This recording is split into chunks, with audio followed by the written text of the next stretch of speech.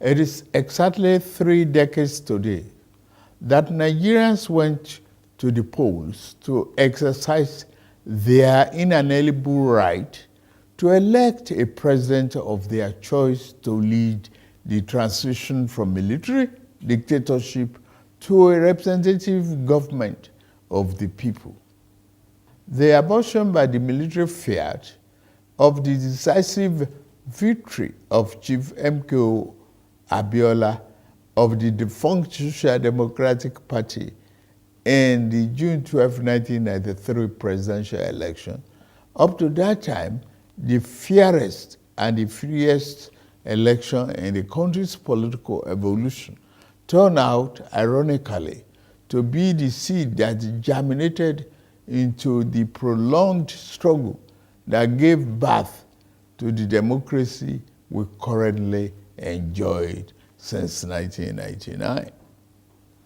In rising to strongly oppose the arbitrary annulment of the will of the majority of Nigerians, as expressed in that historic election, the substantial number of our people who participated in the struggle to annul the election signified their fierce commitment to enthroning democracy as a form of government that best ennobles the liberty, the dignity of individual, and integrity, as well as the stability of the polity. The fierce opposition to the annulment of June 12, 1993 presidential election and unrelenting pro-democracy onslaught it unleashed was the equivalent of the battle against colonial rule by our founding fathers that resulted in the gaining of Nigerian independence in 1960.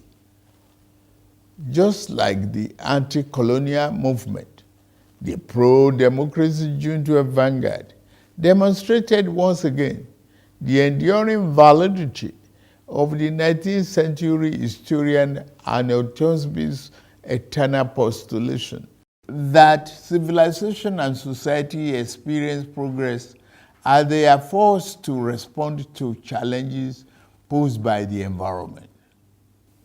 The unjust annulment of a widely acknowledged free and fair election was a challenge that elicited resistance by a resurgent civil society, leading ultimately to the attainment of our second independence, as exemplified by the return of democratic governance in 1999.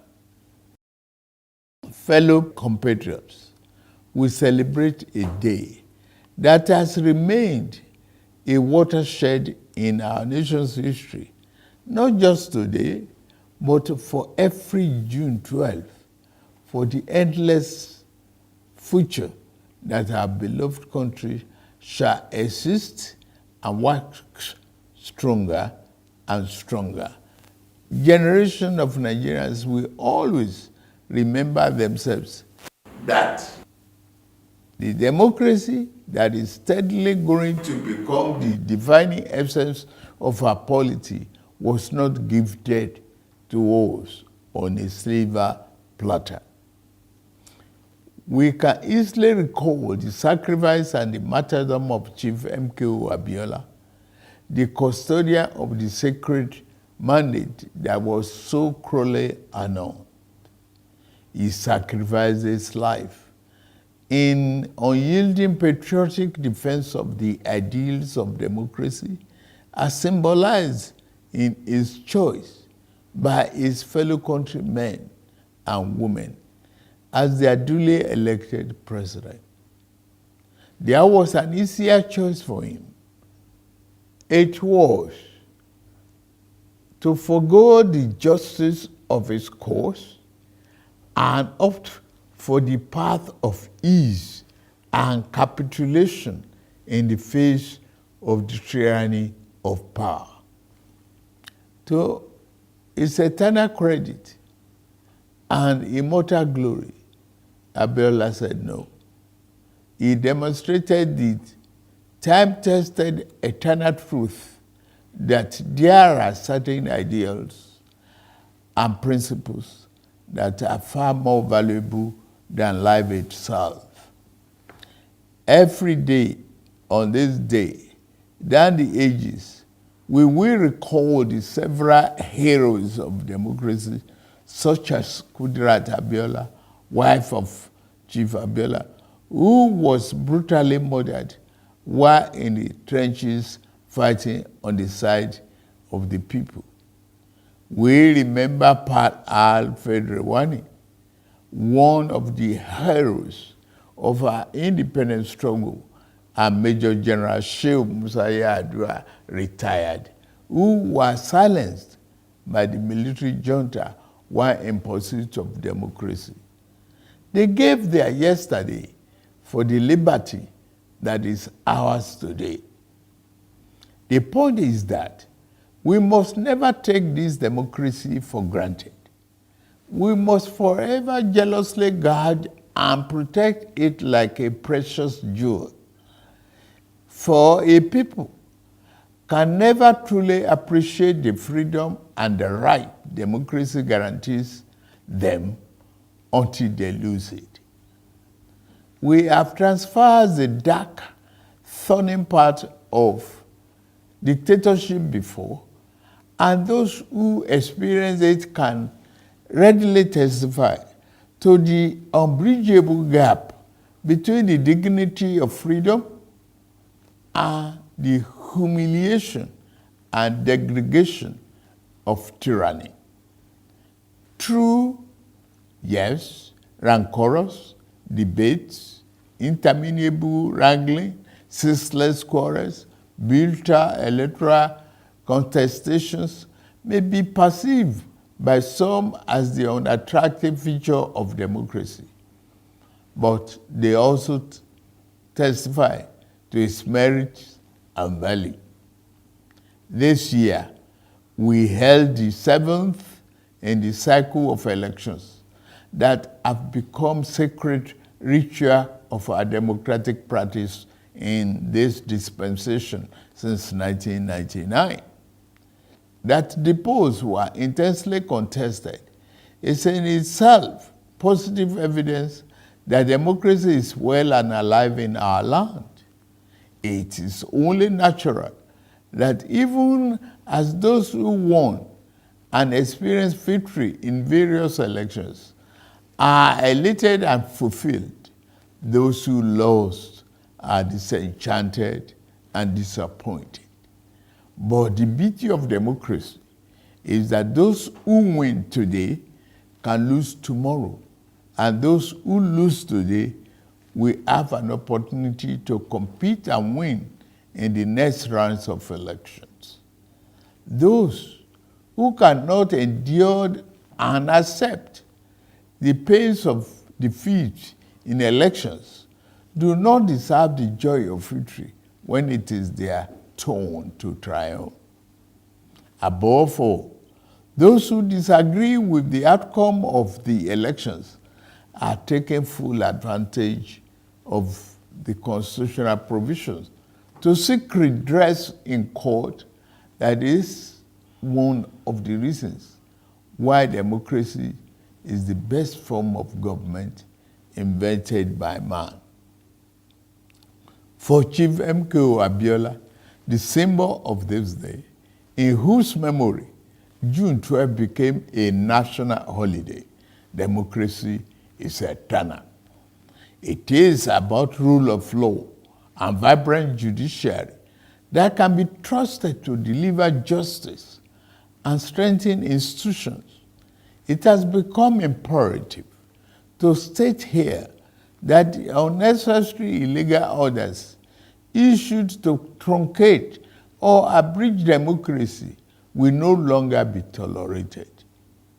The recent harmonization of the retirement age of the judicial officers is meant to strengthen the rule of law, which is a critical pillar of democracy.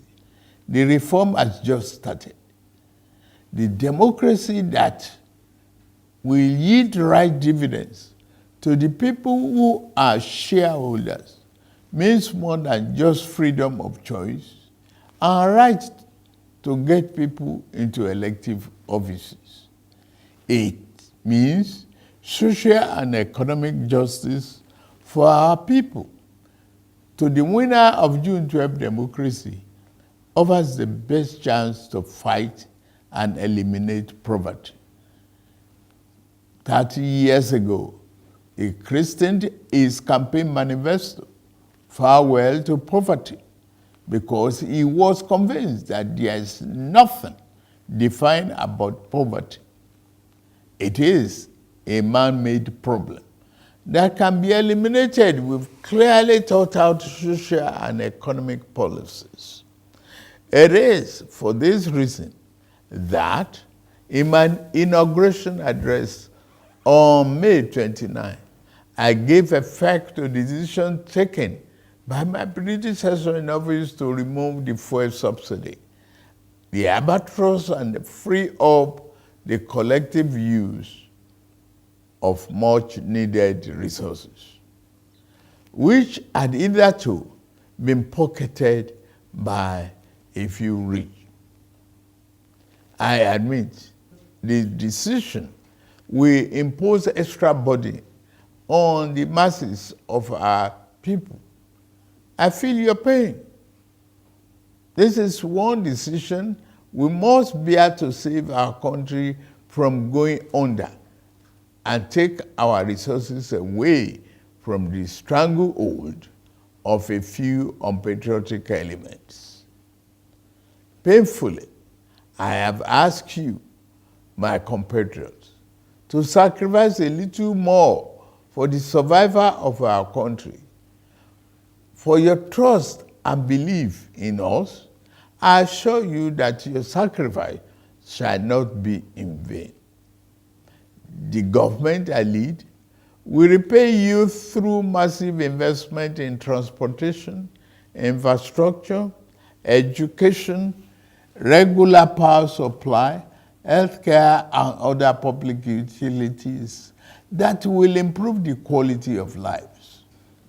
The democracy MK Abiola died for is one that promotes the welfare of the people over personal interests of the ruling class, and one where the governed can find personal fulfillment and happiness. That is the hope MK Abiola ignited throughout our country in 1993. On this year's Democracy Day, I enjoy all of us, to rededicate ourselves to strengthening this form of government of free people that has been our guiding light these past 24 years.